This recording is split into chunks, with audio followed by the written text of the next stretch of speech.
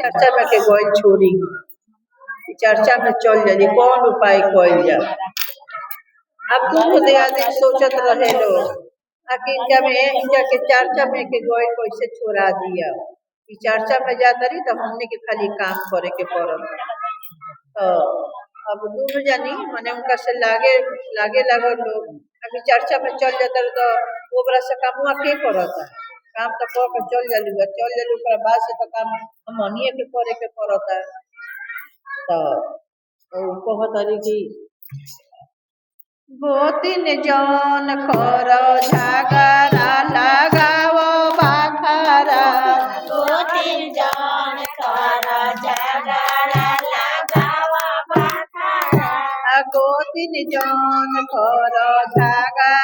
लगाओ बाखरा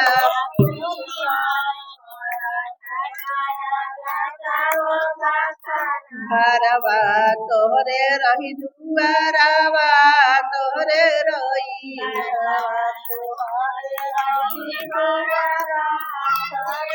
घरवा तोहरे रही दुआरवा तोहरे रही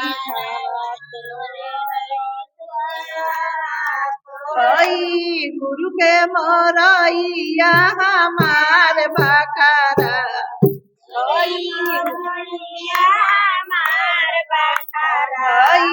गुरु के मोरैया हमार बकरा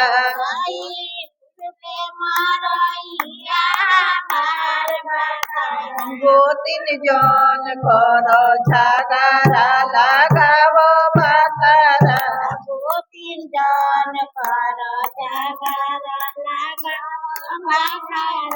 गोतिन जौन कर झगड़ा लगाओ बकरा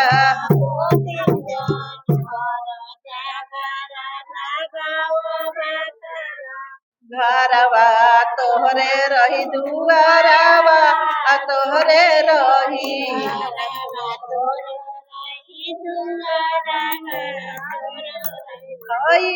गुरु के मोरैया हमार बकरा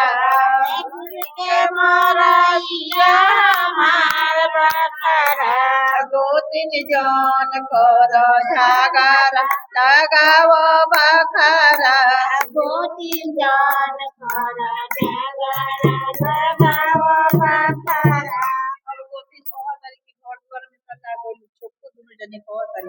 घर में तो बकरा लगा देलू अब सास के गहना में बकरा लगाओ कहतरी सोनावा तोहरे रही छनिया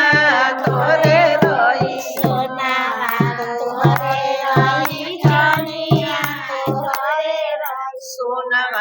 तोहरे रही छनिया तोहरे रही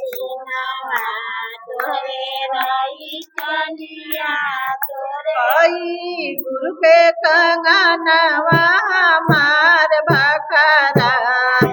गुरु के कंगनवा हमार बकरा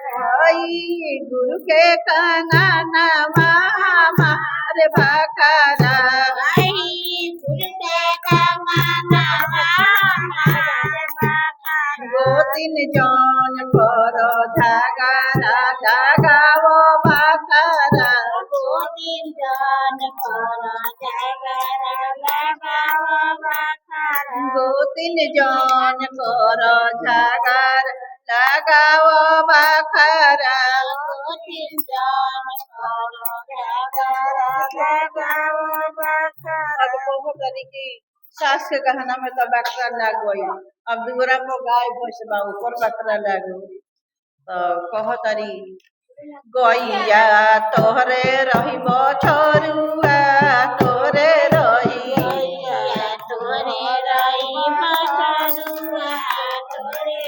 गैया तोहरे रही छोरुआ तोहरे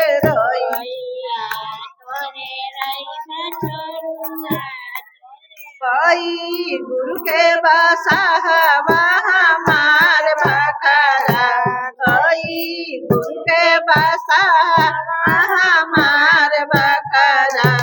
गोतिन जौन कर झगड़ा गोतिर जन करो जागावा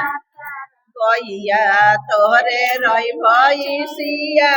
तोरे रही गैया तोरे रही बछरुआ